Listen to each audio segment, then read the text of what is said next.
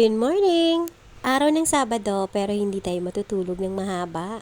Kasi kailangan ko pong gumayak ng maaga, gawa ng ngayon ay ang first quarter PTA meeting sa school ng aking mga junakis at tatlong mga estudyante ko kaya alam na.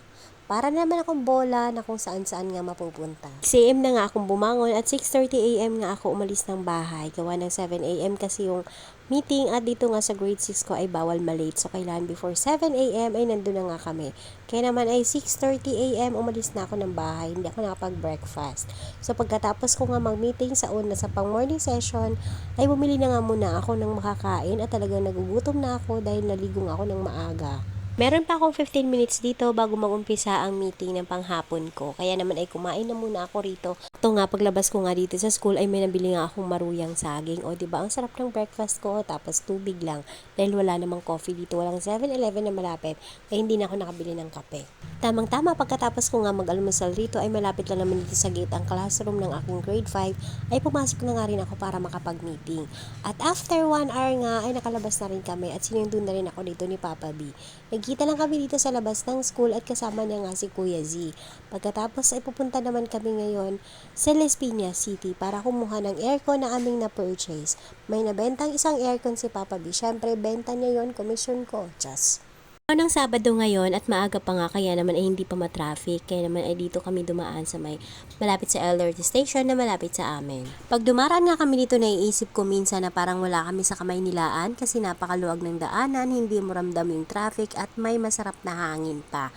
Paano ba naman ay dito sa lugar na to ay medyo mapuno talaga at may mamalaking puno talaga sa tabi mismo ng kalsada at meron din mga nakatambay sa tabi ng kalsada. At dito nga pala kinikwenta sa amin ni Papa B na dito siya nagbabike. Kaya inaaya niya rin si Kuya Z na magbike daw sila dito someday pag medyo malalaki na sila. Kasi nga naman, ang luwag ng kalsada, pwede talagang magbike at ang dami nga nagbabike dyan kapag weekends. Karating na nga kaagad kami dito sa pagpipick up ng aircon at umakyat na nga kami sa office nila para magbayad.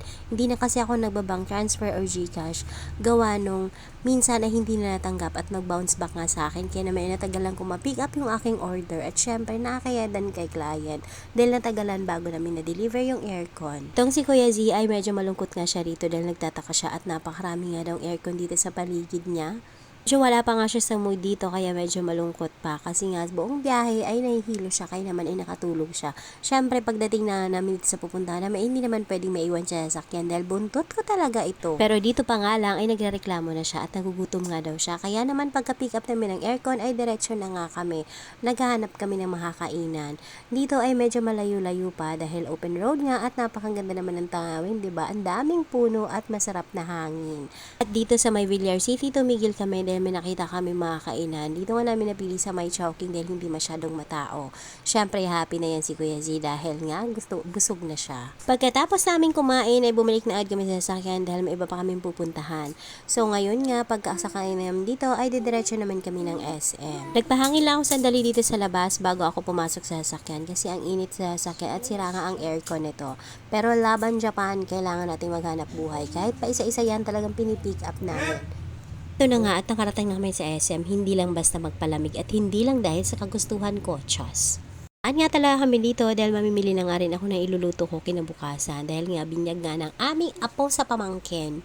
Ay syempre, naghahanap rin ako ng pangregalo sa kanya. Binyag at birthday kasi yon kaya maghahanap din kami ng pangregalo. Promise, walang halong budol to. Chas. So dahil yun nga lang aming pakay, ay lumabas na rin kaagad kami para makauwi na. Diretso na kami sa parking na napakainit. Oh!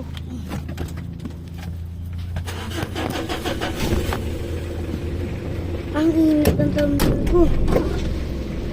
Harap Wala di puta. Uy, na kainit. Bago makarating ng bahay, nagpabili na ako nitong bangus at lulutuin ko to para bukas. At ito nga ang request na birthday boy. Pero syempre, mamaya ako nagagawin yan. Unahin ko munang lutuin yung aming panghapunan. At ang aming hapunan nga ngayon ay gulay. At ito ay vegetable dinner, Chos. Magluluto lang naman ako ng ginisang gulay. Hindi yan pakbet dahil wala namang sahog. Iba't ibang klase ng gulay ang iluluto ko. May kalabasa, kamote, sitaw, talong, at sibuyas bawang. Kahit gabi na ay dito ako nagluto nga sa likod bahay kung saan gumagamit kami ng panggatong rito. Ano ba ang nakukuha ko sa pagluluto na gamit ang gatong? Syempre nakatipid ako at syempre nakukuha rito ang mauling na kawali. Chas. Ngayon, mabilisan lang na pagigisa ng sibuyas at bawang gamit ang olive oil sa sosyal. At inilagay ko na yung mamatigas na gulay katulad ng kalabasa at kamote. Tapos sinunod ko ang sitaw at talong. Kulang pa yan para mabuo ang bahay kubo. Just. Sinulit ko na nga rin ang malakas sa panggatong rito at malakas talaga ang apoy kaya niluto ko na rin yung ham na gagamitin ko para bukas. Request kasi ni ate ng aming pamangkin ay magdala daw ako ng Filipino style carbonara na bet niya. Kaya naman nagluto na ako din ng carbonara dahil maaga kaming alis bukas. Ay hindi pala, nagluto na ako ng ham para bukas yung sauce na lang ang gagawin ko at ang pasta. Mali nga ang nabiling ham dito dahil sweet ham itong nabili kaya naman ay masyado siyang makulay at medyo matamis talaga. At sa totoo lang, nag-iba talaga yung lasa ng aking Filipino style carbonara dahil sa ham na to. Hindi talaga pwede ang sweet ham. Hindi naman siya sumama yung lasa, masarap pa rin naman kaya lang iba dun sa nakasanayan. Pagkaluto pala ng gulay na niluto ko ay naghapunan na muna kami. At dito pagkatapos ko maghapunan ay nagumpisa na nga ako magadgad nitong mga carrot para sa aking rellenong bangus. At ito naman yung pinakalaman ng bangus. Ngayon ay papakuloan ko na muna siya. Tinimplahan ko ng asin, paminta at laurel. At lalagyan ko lang ng tubig. Pakukuloan ko siya hanggang sa maluto lang yung pinakamit ng bangus. Pagkatapos nga niyan ay tatanggalin ko na nga ng isa-isa yung mga tinik. Ito nga lang susubukan na magluto nito dahil ito nga ang request sa akin ni Papa B at birthday niya nga kinabukasan. Kaya naman kahit na hindi ko alam ay nag-research ako sa Google ng mga recipes. At sa totoo lang napaka-challenging ng pagtatanggal ng tinik nito. Dahil gabi na nga ngayon, na-realize ko na hindi dapat magluto ng ganito kapag gabi na dahil hindi mo na makikita lahat ng tinik. Napaka-challenging talaga, promise. Inabot ako na ilang minuto dyan pagkatapos ay may mga nakakawala pang tinik sa akin. Hindi lahat natanggal. Kaya nung ginigisa ko na ay unti-unti ko naman silang tinanggal. Diyos ko. Hinugasan ko nga pala ng paulit-ulit itong skin ng bangus kasama yung ulo.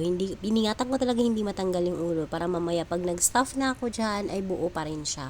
At dito ay mamarinate ko siya ng soy sauce, oyster sauce, pepper at saka lemon.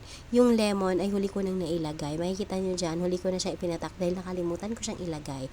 Dahil priority kong ilagay yung mixture na ginawa ko pang marinate sa kanya.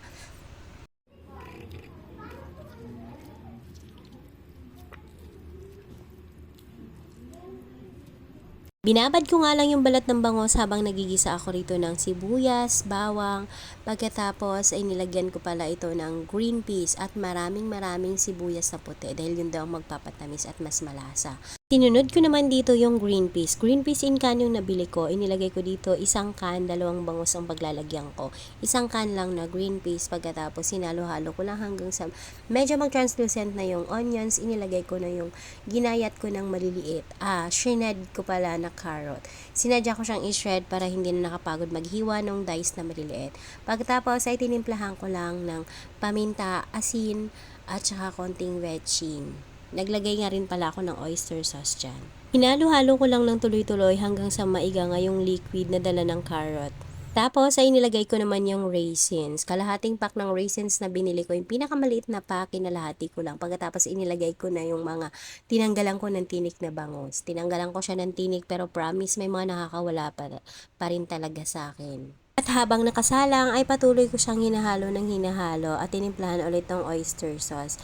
Tinitikman-tikman ko na nga lang siya hanggang sa makontento na ako sa lasa. At ito hinahalo ko na siya para mag-dried out yung liquid. Dahil iniisip ko pag may liquid baka mag-leak dun sa skin ng bangus. Pero iniisip ko rin yung lasa na kailangan manuot dun sa meat ng bangus. At walang tigil na paghalo dahil iniisip ko na baka masunog yung ilalim. Hinalo ko lang yan ng hinalo. At nga pala, naglagay din pala ako dyan ng pickles. Hindi ko lang naipakita. Pero naglagay ako ng pickles dyan. Yung talaga yung nagpatamis. Nung makontenta na nga ako sa kanyang lasa, ay pinalamig ko na muna. At gumawa na nga muna ako ng ibang errands at pinatulog ko si Bunso. Nung makatulog na, ay eto na, maglalagay naman ako nitong mga tinanggal ko kaninang laman. Ibabalik ko siya sa kanyang sinapupunan. Just. Dito, mabilis na lang yung paggagawa ng ganito.